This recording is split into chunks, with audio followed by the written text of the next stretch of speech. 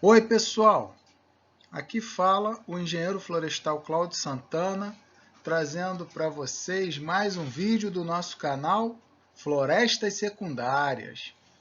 E o tema de hoje são as estratégias de recuperação da vegetação florestal.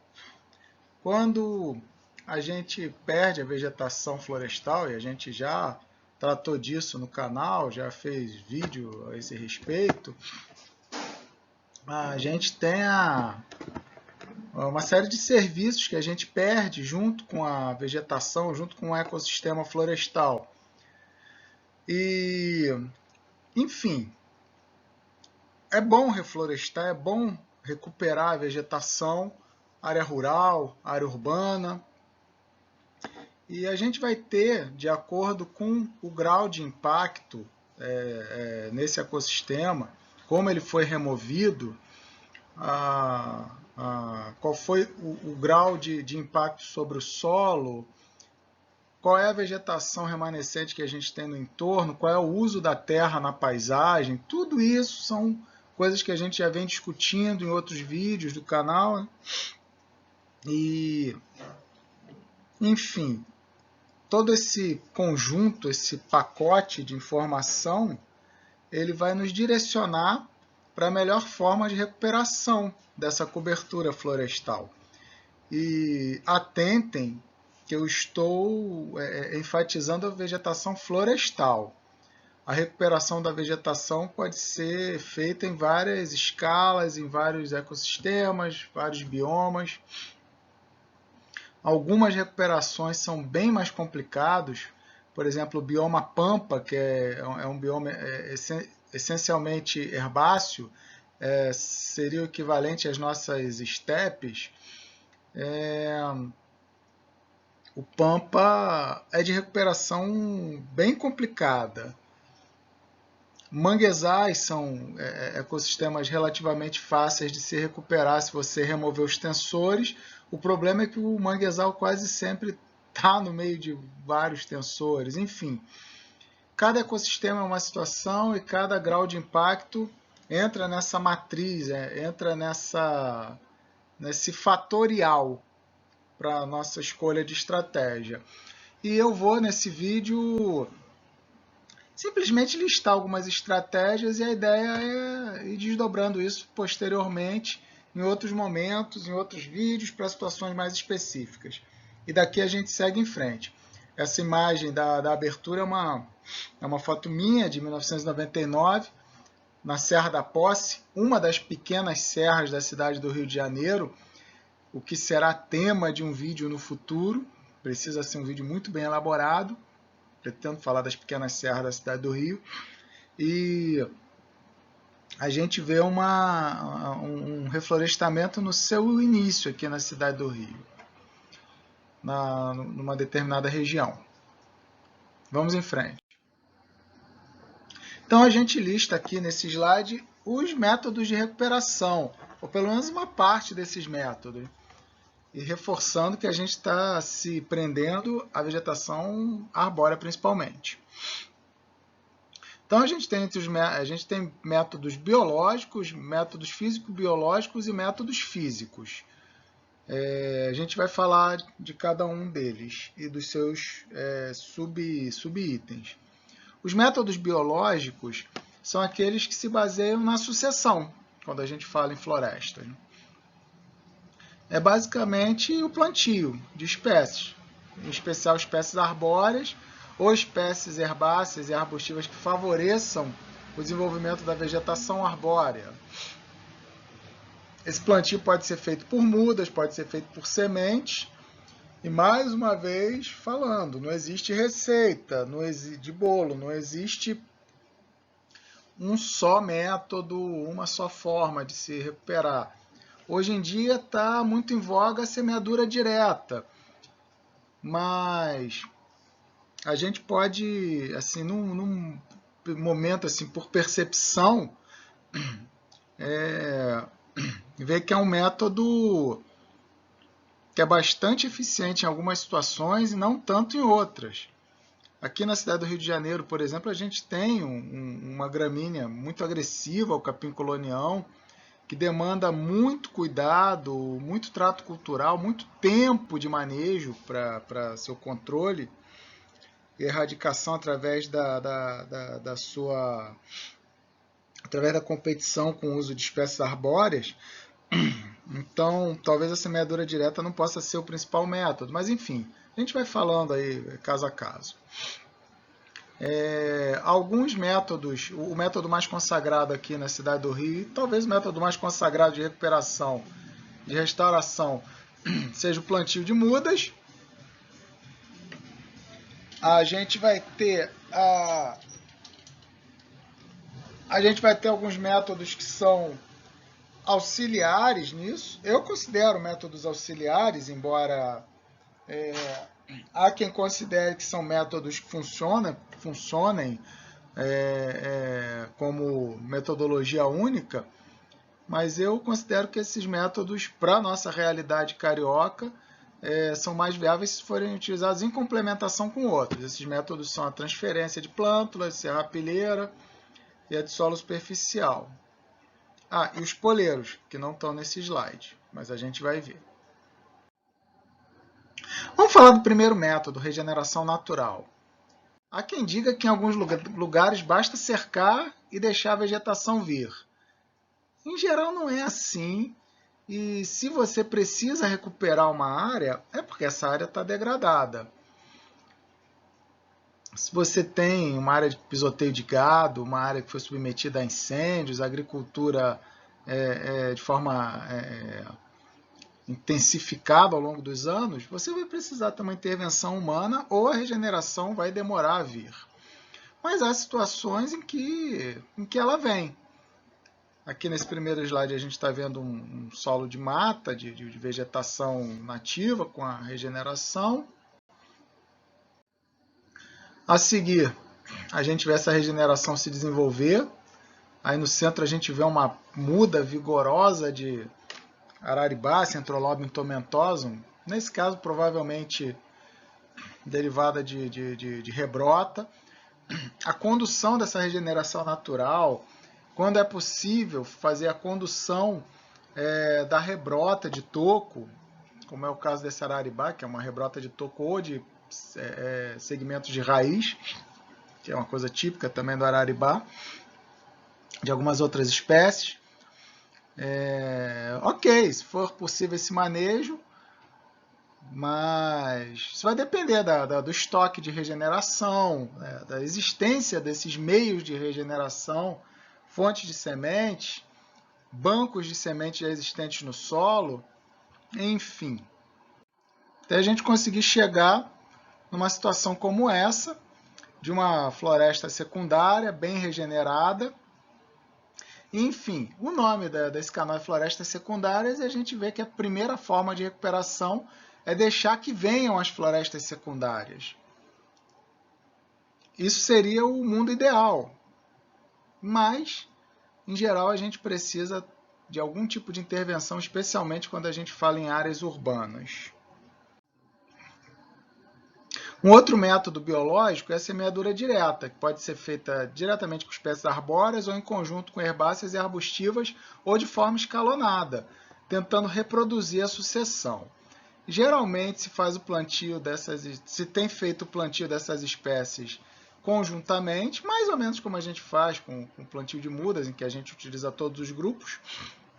A semeadura direta tem utilizado conjunto de espécies, algumas vezes até se colocando algumas espécies agrícolas no conjunto, para que elas funcionem como adubadoras, ou para que ajudem, espécies de vida curta, ajudem a sufocar gramíneas competidoras. Enfim, em alguns ecossistemas tem funcionado bem, como no caso do cerrado, de florestas de transição, de ambientes florestais para cerrado. O Xingu tem sido recuperado assim, um trabalho bastante interessante de colaboração entre proprietários rurais, indígenas, terceiro setor, o setor governamental. E a gente vê algumas imagens retiradas da internet, a abertura de sulcos, lançamento de sementes. Uma foto parece até uma foto bem posada, mas não é demérito. É importante a gente tirar boas fotos ilustrativas. Aqui alguns resultados daquele trabalho. O plantio que foi realizado em sulcos, a gente vai observar ele se desenvolvendo aqui, nessa sequência de linhas. A gente vê que aqui ao fundo a gente tem uma matriz florestal que provavelmente vai colaborar com uma situação como essa aqui no futuro. A vegetação se desenvolvendo rapidamente. E a gente pode ter, como a gente está vendo aqui no terceiro slide, o apoio de máquinas. No Xingu, por exemplo, todo o trabalho de semeadura é feito com as máquinas agrícolas nos períodos em que elas não estão sendo usadas para o plantio comercial. O método mais tradicional, o plantio de mudas. A gente desenvolve mudas em viveiro, embalagens plásticas, tubetes, vários métodos aí de produção de viveiro. Viveiros florestais dão assunto pra caramba. E a ideia do plantio de mudas é você tentar superar aquelas primeiras etapas em que a semente tem que se transformar numa muda e que no ambiente natural é uma fase muito difícil da vida da semente, é um ambiente hostil, sem água, sem nutrientes, sem nada, e a fase de viveiro tenta então ultrapassar esse período mais difícil da vida de uma semente, em que ela vai se transformar numa muda. E a gente, até chegar ao ponto de plantar uma muda no terreno, é preciso muito trabalho. A gente está colocando aqui algumas etapas do que é o trabalho, a marcação a marcação no terreno, em curva de nível, que é uma coisa... Essas fotos não são minhas, também são fotos de internet, mas é um método que a gente usa aqui na cidade do Rio, a marcação de covas com a utilização de equipamento para se fazer o plantio em nível. Se vocês repararem, as mudas estão plantadas como se fossem triângulos, plantio, tentando reproduzir mais ou menos um quincôncio. Aqui a gente vê a formação de leiras, curvas de nível que vão funcionar, o acúmulo da biomassa de gramíneas, funcionando como uma barreira, reduzindo, quebrando o fluxo da água morro abaixo, maximizando a infiltração, reduzindo o carreamento de sedimentos e permitindo com o tempo a formação de uma floresta, como a gente vê aqui no nosso terceiro slide. Aqui só o detalhamento de algumas operações, a marcação em curva de nível com outro método, o uso de nível de mangueira, abertura de covas ou berços, como alguns preferem chamar. Eu sou um cara da velha escola, ainda chamo de cova. Mudas, no caso aí da imagem, está se trazendo quase pequenas árvores, e a gente vai trabalhar com mudas de vários tamanhos, dependendo da circunstância, dependendo da espécie que está sendo usada. Você pode trazer muda de leguminosa inoculada em bandeja de isopor com menos de 1 palmo de altura, e essas mudas vão fechar o terreno em 6 meses. Você pode trazer mudas de nativas de maior porte, especialmente se você estiver trabalhando em área já com alguma regeneração. Em geral, se trabalha com mudas de 80 centímetros, 1 metro de altura, que conseguem conjugar a operacionalidade do transporte. Isso aí seria talvez o limite de eficiência para você transportar a muda e morro acima. Entre 80 centímetros e 1 metro, 1,20 metro. A gente tentando aí conjugar, não impossibilitar o transporte devido ao peso, ao volume, e ao mesmo tempo se trabalhar com uma muda com uma boa condição de sobrevivência, já que em muitos casos a gente vai trabalhar em áreas com gramíneas de grande porte. Só algumas etapas mostrando a pessoa. Essas últimas fotos são de uma apostila muito boa do Senar, Serviço Nacional de Aprendizagem Rural, e descrevem passo a passo.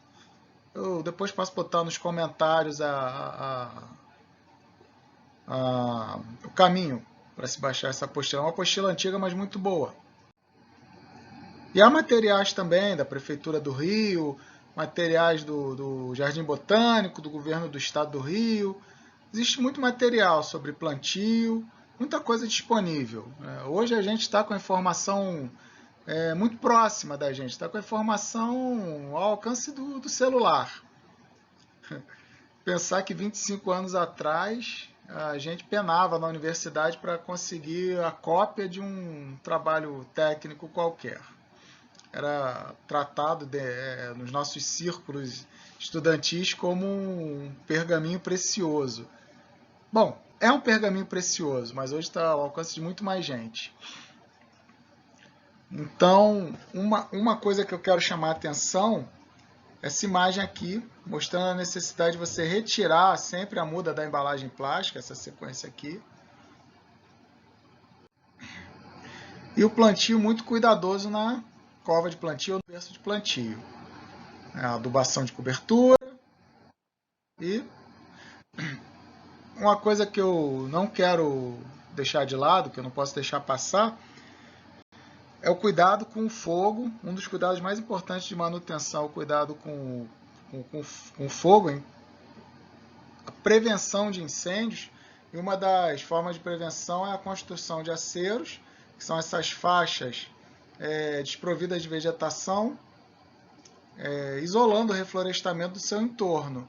Essas faixas vão ter largura variável, você vai fazer aceros no interior das áreas reflorestadas. Os aceros de fora podem ser aceros de 6 a 10 metros de largura. Dependendo da circunstância, eles podem ser até mais largos. Podem ser feitos manualmente, podem ser feitos com máquinas. Em áreas planas, em áreas de fazenda, a gente acompanhou nesse período de incêndios loucos no Pantanal. A gente viu algumas imagens de fazendeiros abrindo aceros muito largos com trator, aceros com a largura muito maior do que 10 metros. Enfim, cada situação é uma situação. E por fim, aqueles métodos que eu Cláudio Santana, engenheiro florestal, estou falando de uma maneira pessoal, considero como métodos acessórios, mas que muitas vezes são o ovo frito em cima do arroz com feijão. A gente vai fazer o nosso reflorestamento, aquele conjunto de espécies selecionadas, plantadas por mudas, talvez algumas situações por semente, que a gente vai dar aquele enfoque especial em restaurar os serviços o mais rápido possível, cobrir o solo, eliminar as invasoras. A gente vai tentar trazer uma cobertura inicial e principalmente trabalhar com a facilitação. Porém, em paralelo com esse método mais ortodoxo, a gente vai entrar, tem grande chance de aumentar a diversidade, de tentar acelerar a chegada de sementes, a chegada de micro-organismos, inclusive. A gente dificilmente fala da vida invisível, né? Mas a chegada de micro-organismos para a biota do solo também é fundamental, organismos decompositores, bactérias fixadoras de nitrogênio, e muitas vezes a gente obtém esses organismos de outras maneiras. Então, a gente pode trabalhar, por exemplo, poleiros, que são estruturas, como a gente vê na foto aqui, uma estrutura muito simples, fotos da internet, tá? Uma estrutura muito simples, mas que no meio de um grande campo de gramíneas pode ser o ponto de pousio, de descanso de uma ave que nessa área de terreno que foi limpa e revolvida, vai ter a possibilidade então de no seu descanso relaxar, defecar, e essas sementes vão então encontrar esse ambiente que já foi ligeiramente alterado, ligeiramente escarificado,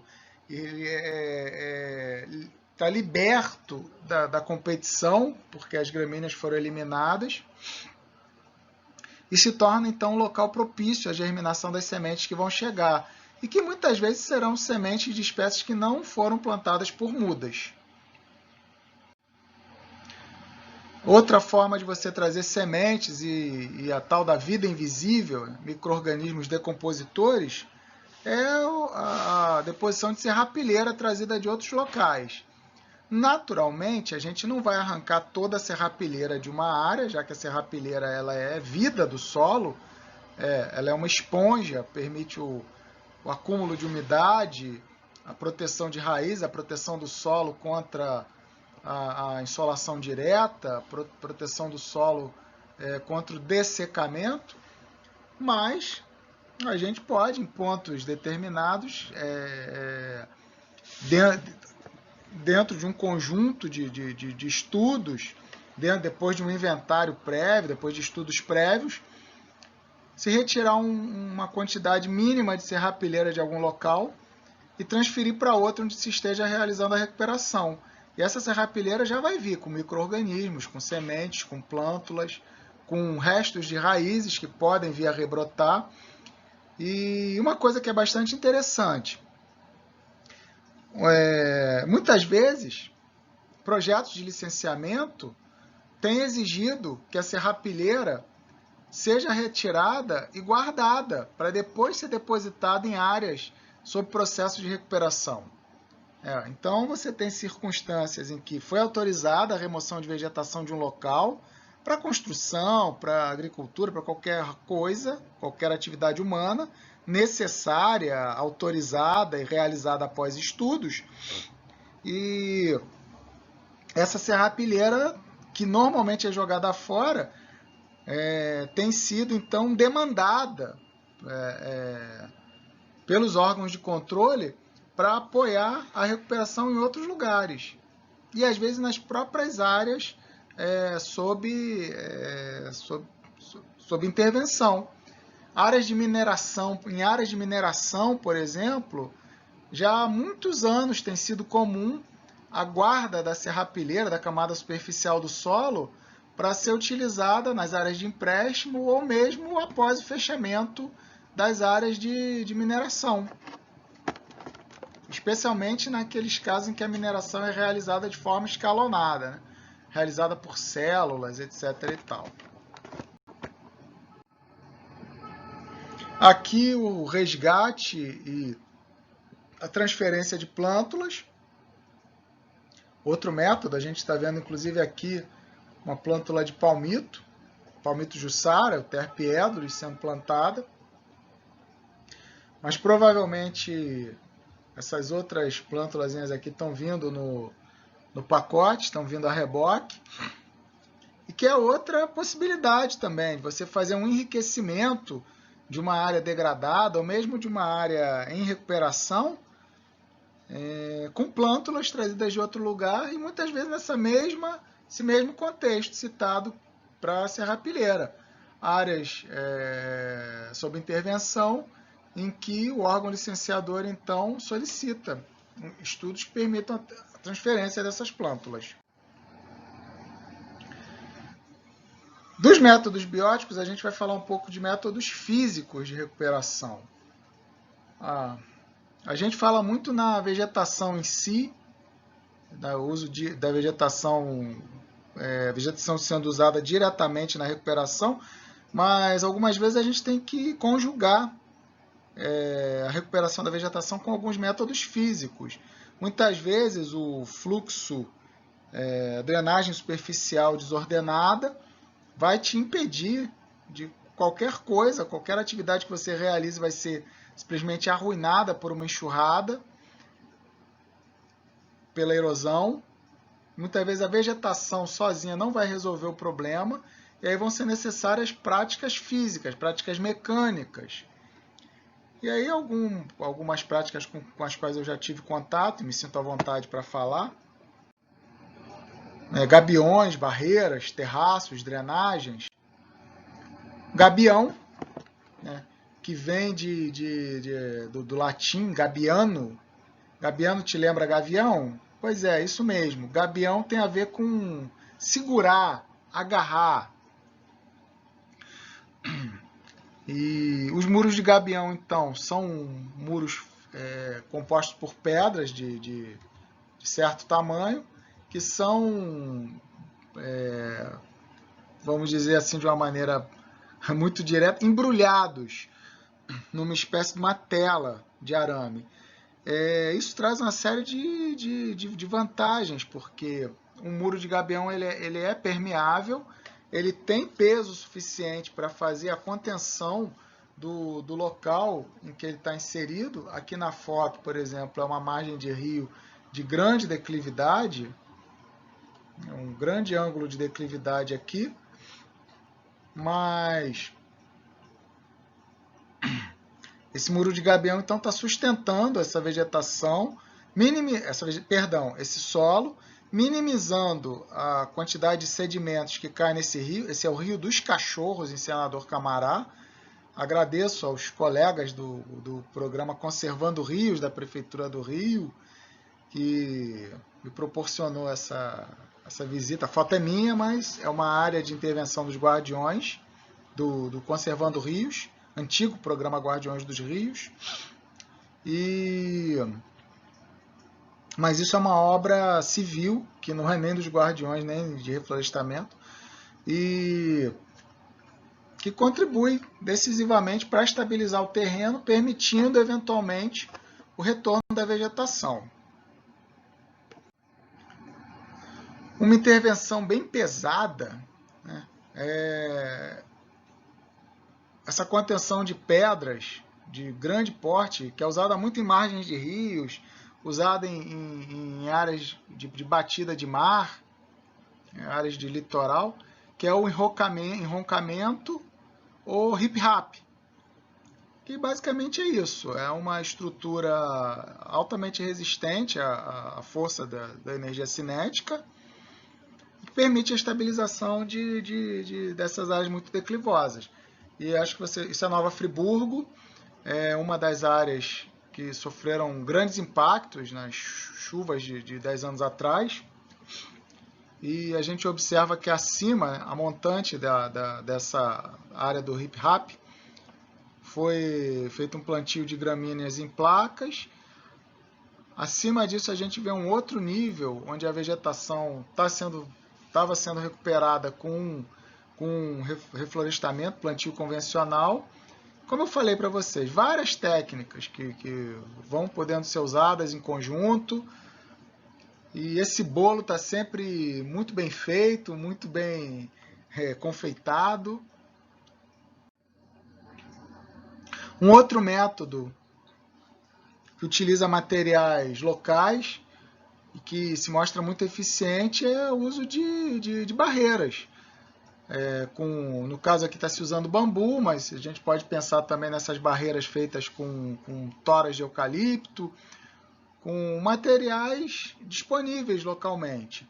E a essas barreiras a gente pode associar plantio de vegetação arbórea, a jusante dessas barreiras, logo após o fluxo de água ser estabilizado, né, ter a sua energia cinética quebrada por essa barreira mecânica. E aqui no caso foi utilizado bambu.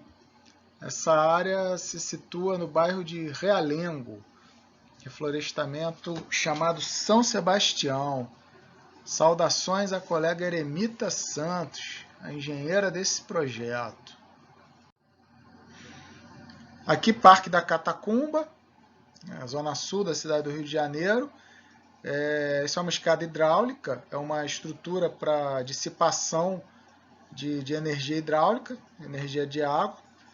O Parque da Catacumba foi construído, né, foi criado numa área onde na década de 1960 aconteceram deslizamentos trágicos com mortes de dezenas de pessoas no bairro Nobre da Zona Sul. Na época, Catacumba era uma área ocupada por favela, comunidade de baixa renda, e essa área foi modificada a fim de garantir a segurança das pessoas, embora a gente não possa fingir que também não tenha havido a necessidade de remoção da favela para especulação imobiliária, mas isso é uma outra história para outra página de outra pessoa que fale desse assunto. Aqui a gente está falando de floresta.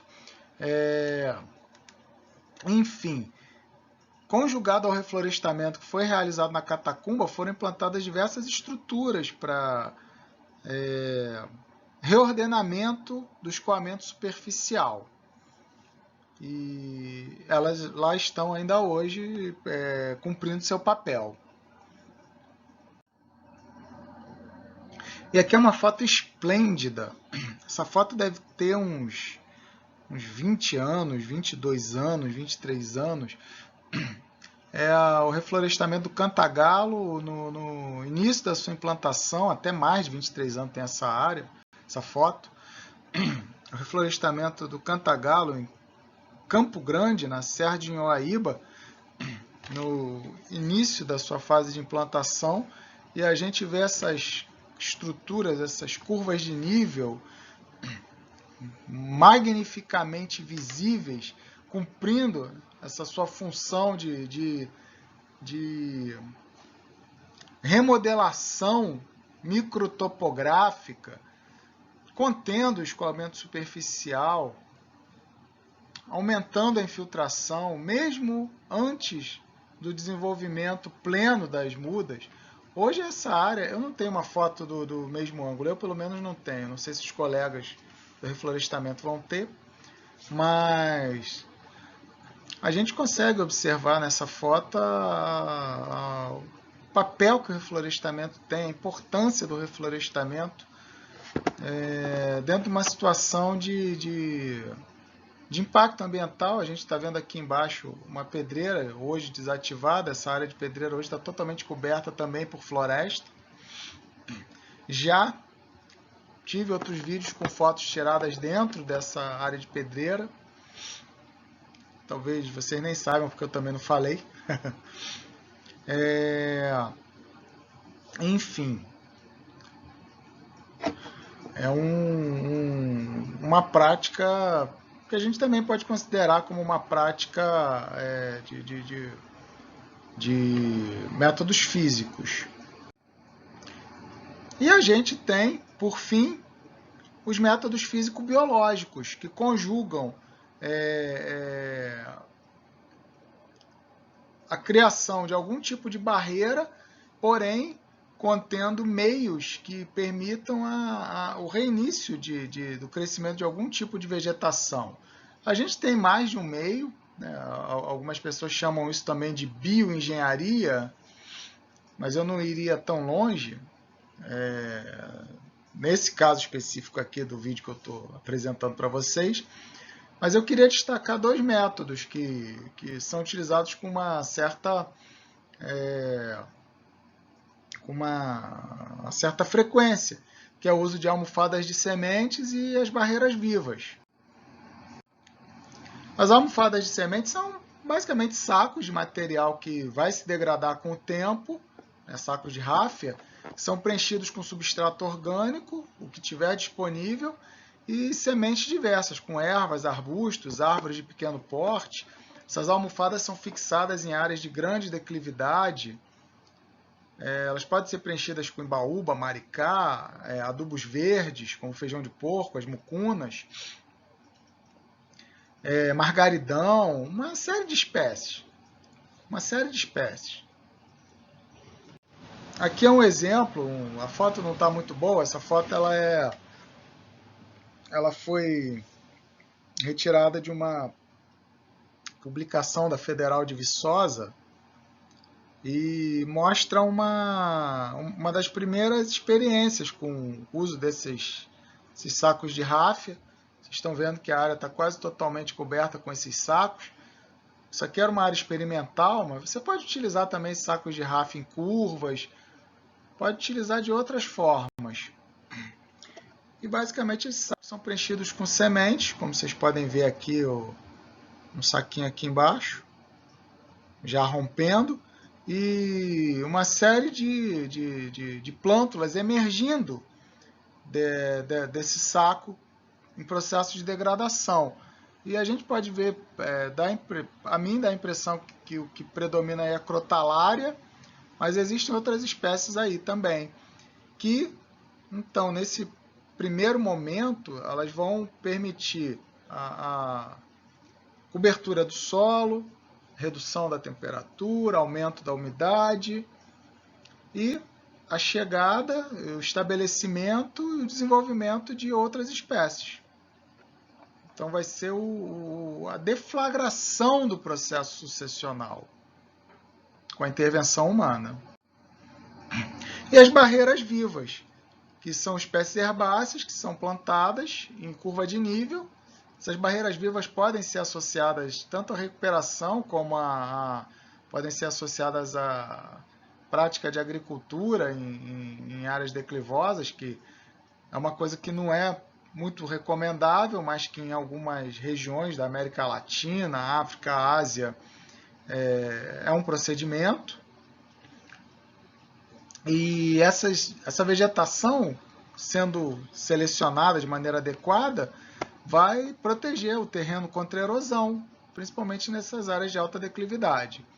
Eu estou destacando duas espécies que são mais usadas, que são o vetiver. Desculpem que eu acabei pulando direto a foto anterior.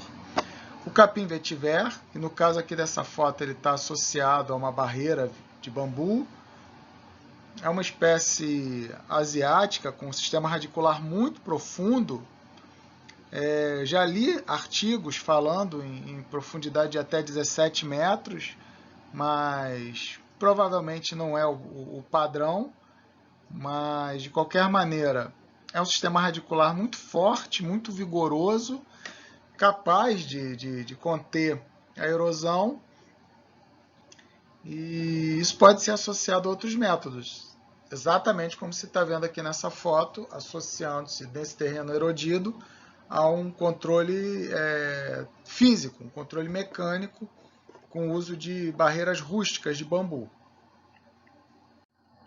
E uma espécie nativa aqui da Mata Atlântica, a íris da praia, Neomárica, se não me engano essa espécie é Neomárica cerulea, muito útil para a criação de barreiras também, barreiras vivas anti-erosivas. Em 1949 já era citado o uso dessa espécie para a proteção de encostas na cidade do Rio de Janeiro. Há um artigo publicado nessa ocasião citando a utilização dessa espécie no Parque da Cidade, fica na zona sul do Rio de Janeiro, na Gávea, e é uma espécie que conjuga a esse vigor, alta capacidade de reprodução vegetativa, controle de erosão, contenção de solo e uma beleza imensa, como vocês podem observar nesse lindo exemplar que eu tenho a felicidade de ter sob minha guarda. Bem, a gente vai ficar por aqui. Quero agradecer a todo mundo que assistiu o vídeo. Obrigado, obrigado, obrigado. Peço que façam a inscrição no canal. Deixem aí o seu comentário, sua opinião. Deixem sua curtida. E me sigam. Minhas redes sociais estão aí. Meu Instagram, meu Twitter, meu blog, que modéstia à parte é muito bom, sem falsa modéstia. E, por último ali, o caminho para vocês baixarem meu livro. Eu lancei um livro no início da pandemia, Estrangeiros na Cidade do Rio de Janeiro, fala sobre algumas espécies exóticas que chegaram, ficaram e se tornaram familiares de uma tal maneira que a população carioca às vezes nem sabe que essas espécies são estrangeiras. Baixe esse livro, copiem o caminho e peguem lá, vocês vão gostar. Aproveitem. Podem se dar como presente de Natal. Aproveitem que é de graça e sempre será. Ok? Muito obrigado a todos, a todas. E até a próxima semana com mais um vídeo do nosso canal Florestas Secundárias.